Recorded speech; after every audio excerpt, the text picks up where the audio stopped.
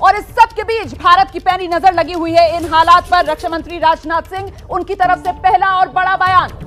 राजनाथ सिंह, रक्षा मंत्री, रूस यूक्रेन युद्ध पर भारत का पहला बड़ा बयान रक्षा मंत्री की तरफ से दिया गया है। राजनाथ सिंह कह रहे हैं युद्ध की स्थिति पैदा नहीं होनी चाहिए। देखिए, अभी तक तो रूस की तरफ से यूक्रेन पर हमला किया गया है, यूक्रेन उसको रेजिस्ट कर रहा है, अभी नाटो फोर्सेस एक्शन में आई नहीं है। कुल मिलाकर दुनिया इसी कोशिश में कि युद्ध की स्थिति अभी भी किसी तरीके से रुक जाए। सुनिए जरा क्या कह रहे हैं रक्षा मंत्री राजनाथ सिंह। मदद मांग रहा है भारत, लेकिन रूस को समझाइए, पूरे मुद्दे पर नागरिकों बहुत हो रही है, बहुत सारे युवक फंसे हुए हैं। वैसा है कि वैसे सरकार ने पहले भी एडवाइजरी जारी की थी और साथ की है, प्लेन्स वगैरह भेजे गए हैं, लेकिन वहाँ की ऐसी स्थिति है कि शायद जहाँ तक मुझे जानकारी है कि अभी प्लेन लैंड नहीं कर पा रहा है, लेकिन उसको लेकर सरकार चिंतित है और जो भी एफर्ट संभव था हमारी सरकार ने किया है और आगे भी जो एफर्ट होंगे अपने भारतवासियों को बचाने के लिए। ऑलरेडी प्लेन वहाँ पर भेजी गई थी, कुछ बच्चे आए भी हैं, ऐसा नहीं है, कुछ बच्चे आए हैं, लेकिन एक प्लेन वहाँ गई, वहाँ पर शायद कुछ ऐसी स्थिति थी, हम प्लेन चाहते हुए वहाँ पर लैंड नहीं कर पाई। स्थिति विषम है, इसमें कहीं दो राय नहीं है, लेकिन फिर भी हमारी गवर्नमेंट का पूरा एफर्ट है, जो हमारे भारतवासी हैं, हमारे जो बच्चे वहाँ पर हैं, उन सभी को निकाला जाए। इंडिया का क्या स्टैंड है, इस पे कुछ बोल दीजिए आप। भारत चाहता है कि शांति कायम होनी चाहिए, बातचीत के द्वारा इसका हल निकाला जाना चाहिए, युद्ध की स्थिति पैदा नहीं होनी चाहिए, यही भारत की सोच है।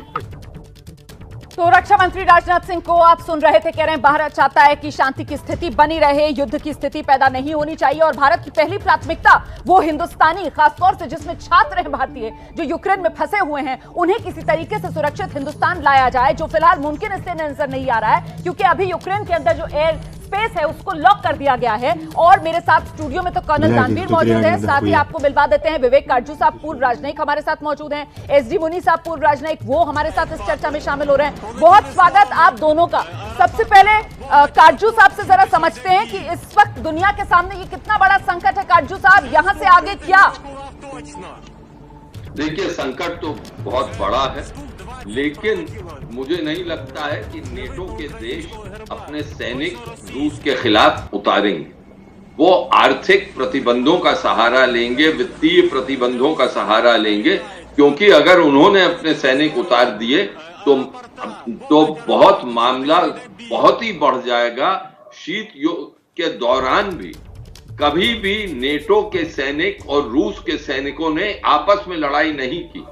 हाँ, प्रॉक्सी वॉर बहुत हुई, लेकिन अब अगर सर आप बिल्कुल सही कह रहे हैं कि अगर यहां से नाटो की तरफ से कार्रवाई की जाती है तो फिर यह मामला और बहुत अगले स्तर पर पहुंच जाएगा, बढ़ते हुए बड़ा हो जाएगा और ज्यादा। इस बीच बड़ी खबर आ रही है, दुनिया में गोलबंदी शुरू हो गई है और वो गोलबंदी किस अंदाज में शुरू हो रही है आपको बता देते हैं। कौन सा देश किसके साथ खड़ा हुआ इस वक्त नजर आ रहा है, हम सब जानते हैं। रूस यूक्रेन युद्ध पर फ्रांस से ये बड़ी खबर सामने आ रही है। देश को संबोधित करेंगे फ्रांस के राष्ट्रपति इमैनुअल मैक्रों। अब से कुछ ही देर बाद फ्रांस के राष्ट्रपति इमैनुअल मैक्रों का अपने देश के नाम संदेश है। तुर्की भी रूस के खिलाफ खुलकर सामने आ गया है। तुर्की रूस के खिलाफ खुलकर सामने आ गया है।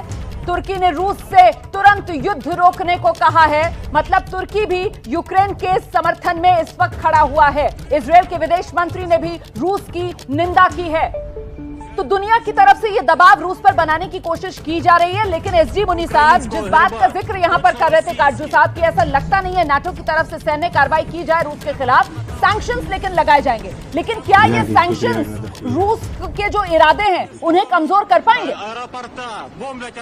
ये कि रूस के ऊपर सैंक्शंस लगाई जाएंगी। यूरोप ने पहले ही अनाउंस कर दिया है कि उनके सारे जो बैंक्स हैं उनको ऑपरेट करने से मना करेंगे।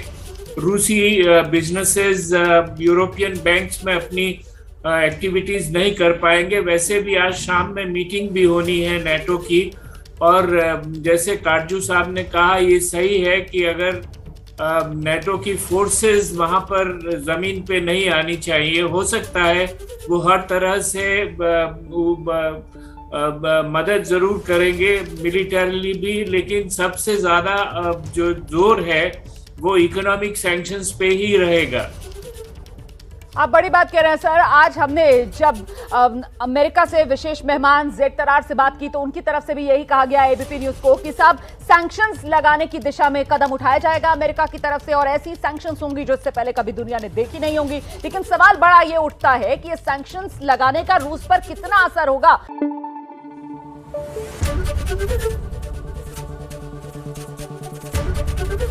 एबीपी न्यूज आपको रखे आगे।